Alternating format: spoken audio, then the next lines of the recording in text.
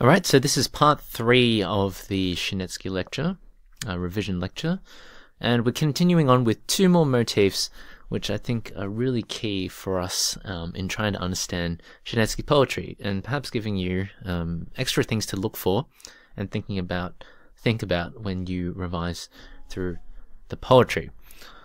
First of the last 2 is that a sense of belonging is connected to a sense of identity.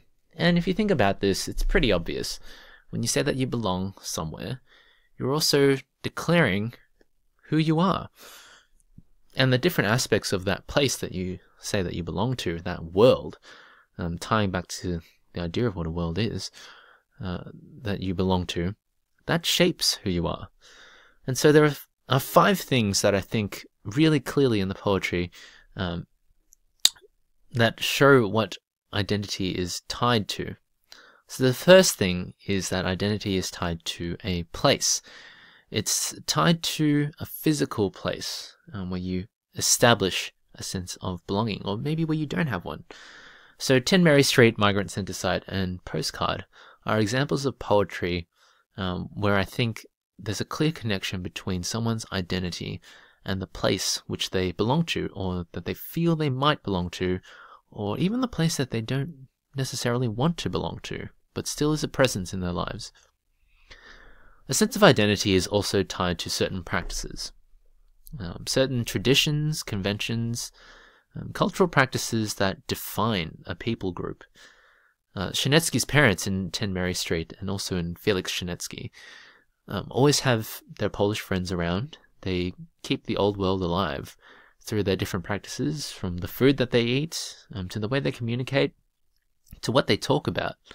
It helps them to connect who they are back to where they came from. There's also the language that is used. So in Felix Skrzynecki, we know that Skrzynecki's father tries to teach him Polish and he resists. And in The Polish Immigrant, the name of the persona is something that is ridiculed, and his father's inability to speak English is also something that is discriminated against. And so someone's identity can also be tied to language. The language that you speak can determine the way that you see yourself and the way that other people can see you.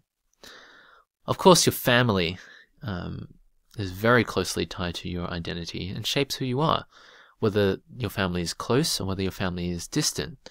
And that closeness or distance and the grey parts in between definitely shape Skrzynecki's identity and the identity of the characters and personas in his poems.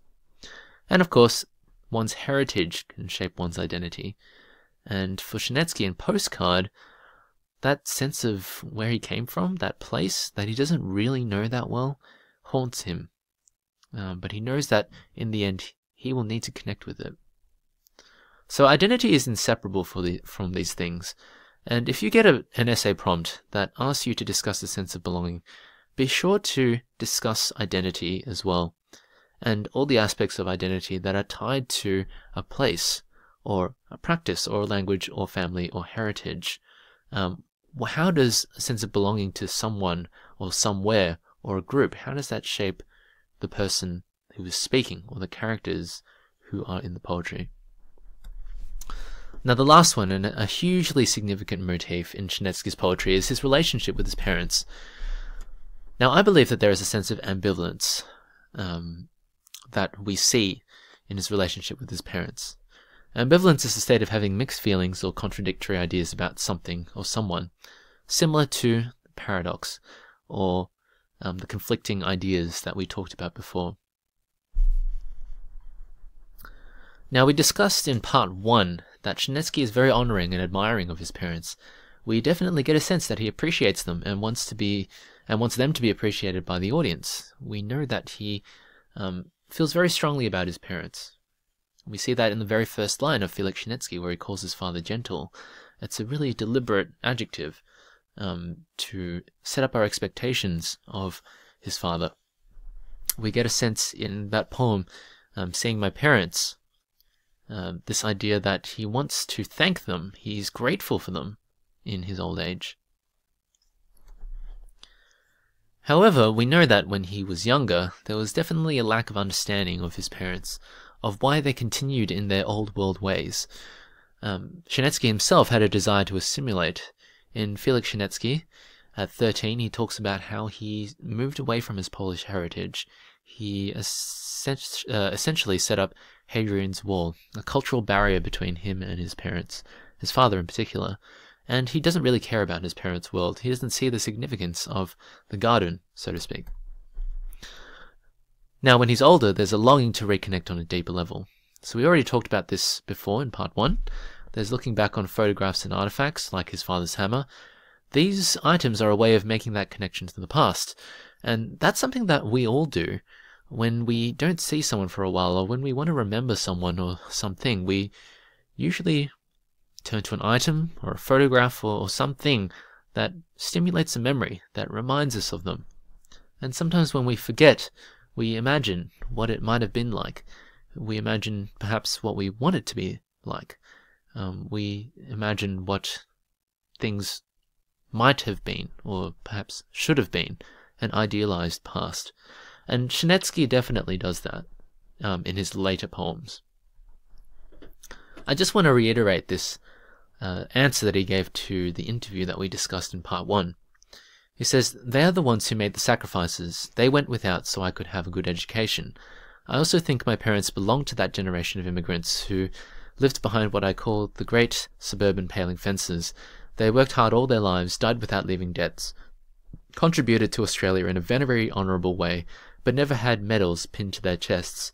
And perhaps Skrzynecki's poetry is his way of pinning a medal on his parents' chests, to honour them, and to pay tribute to them through his poetry, something that he couldn't do in his own life when they were alive, and when he could have a direct connection with them.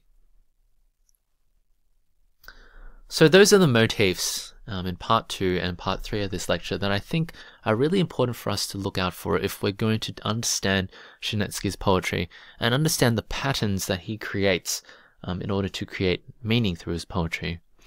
Now, just a few tips for studying. Obviously, poems can be pretty short texts, but that doesn't mean that we should treat them discreetly. It doesn't mean that we should just treat them each individually. What we need to do is make connections between poems, within poems, and with your own life and what you know about certain themes already. Making connections is key, because what that does is it creates a deeper and more vivid sense of the themes and ideas in the poetry. And so again, making connections between different poems, within the same poem, so different stanzas and different aspects, different characters, with your own life. That's really key. If you can make some connections between Skrzynecki's experiences, the characters' experiences, the persona's experience, and the places, the environments, the events of the poems, then it's going to make it easier for you to own interpretations of the poetry, rather than just borrowing interpretations from your teacher or from someone else without really truly understanding them. And obviously, you need to connect them with what you already know about certain themes. So again, if we link back to that idea of the world that I talked about in part 1, it's pretty impossible to unlock Skrzynecki's poetry and uncover the deeper meaning if you don't already think about, don't already connect to what you know about what a world is and how his poetry can expand that idea, and how worlds interact. Read closely for yourself. Don't rely on the analysis of others. Use your language analysis skills. Think about the connotations of certain words. Think about the meaning of certain similes, metaphors, other devices like that. Consider the enjambment that Skrzynecki uses very frequently throughout his poetry. What is that showing us? Don't just look for the meaning of the content, but also look at the construction of the poetry. Think about the language that's being used. And lastly, something that I alluded to in part 2 when we were talking about paradoxes and conflicting ideas, you need to grapple and accept that there are contradictions and conflicting ideas in the poetry. Don't make assumptions or try to explain them away. And most importantly, don't cast any judgment on these contradictions or conflicting ideas. The more that we accept these, the more we're going to understand what it was actually like for the characters and personas, and Skrzynecki himself, that he's trying to communicate through the poems. If we try to explain them away, we're essentially imposing our own ideas on the poetry without letting it speak to us. And if you really think about it, there are lots of contradictions and conflicting ideas in your own life that, are just there. They sometimes lack resolution, sometimes they are resolved, sometimes they're not. Sometimes we come back to them, sometimes we're grappling with them. You might be grappling with some right now. Let them be what they are. Let's try to understand them rather than explain them away. So I hope this lecture overall has been useful for you. I know that there have been a few hiccups along the way in recording this, but I hope that some of the ideas in this lecture have given you, or reinvigorated you to look back at Skrzynecki's poetry, perhaps through new eyes, and try to see some things for yourself. Use the motifs as lenses to understand Skrzynecki's poetry, and don't forget to consider the context of his writing. What is he responding to, and in what time was he responding? And of course, don't forget, consider what a world is. What are the different aspects of a world, and how do we build a world? How do worlds collide? How do worlds clash? And ultimately, how do we learn to live in a world?